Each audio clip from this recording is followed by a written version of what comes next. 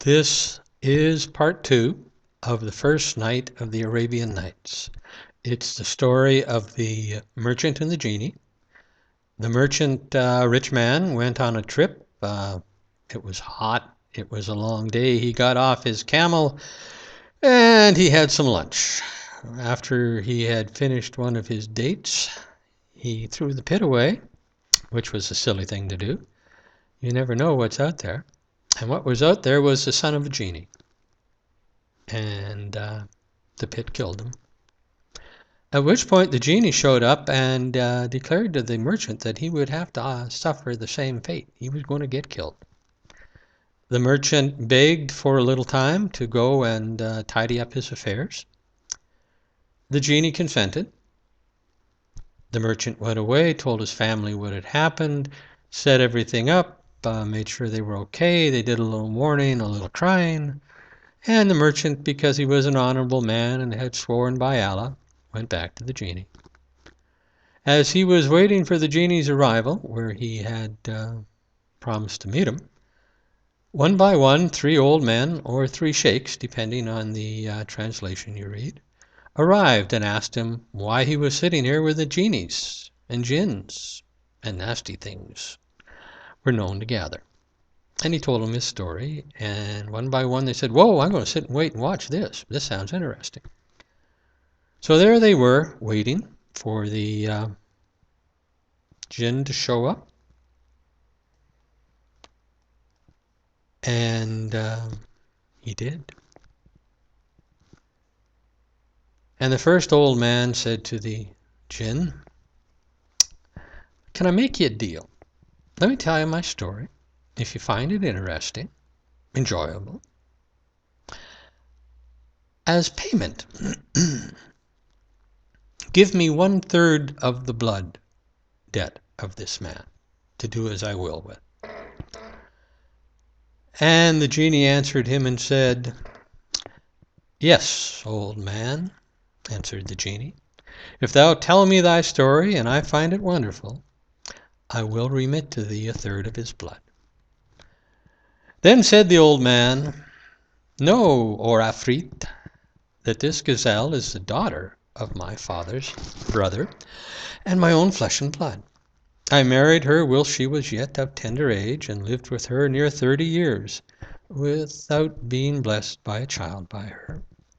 So I took me a concubine, and had her by her a son like the rising full moon, with eyes and eyebrows of perfect beauty. And he grew up and flourished till he reached the age of 15, when I had occasion to journey to a certain city, and set out thither with great store of merchandise. Now my wife had studied sorcery and magic from her youth.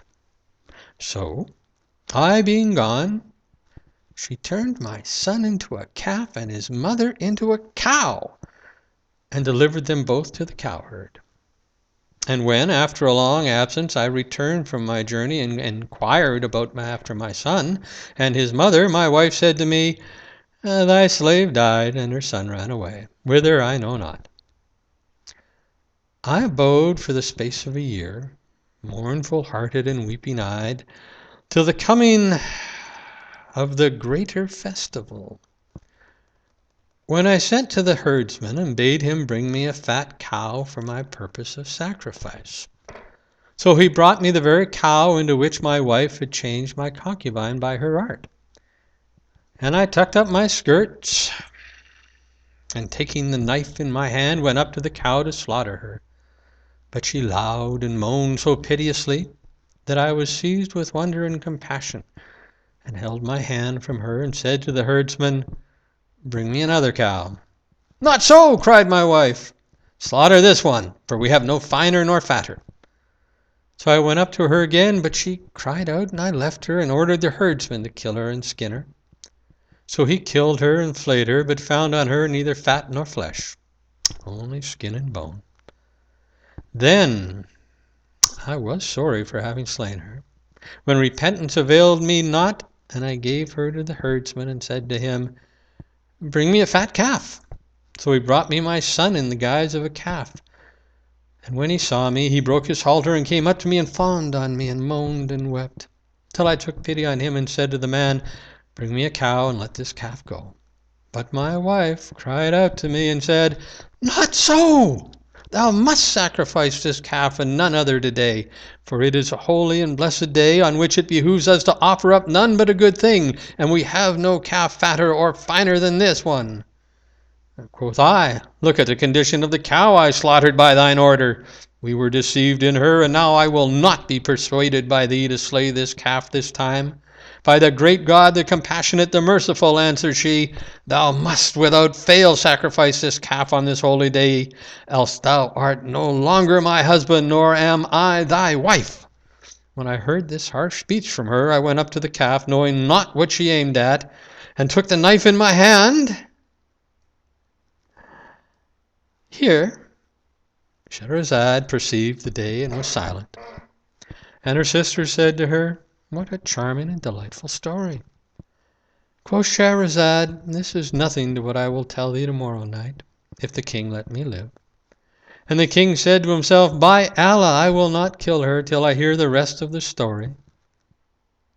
So they lay together till the morning, when the king went out to his hall of audience, and the vizier came in to him with the winding sheet, expecting to bury this lady that was telling the stories, with the winding sheet under his arm. Then the king ordered and appointed and deposed, as kings will do, without telling the vizier aught of what had happened, much to the former's surprise, until the end of the day, when the divan broke up and he retired to his apartments. Now that's the end of part 2 of the first night. And if you want to know what happened, you're going to have to do what the king did, and you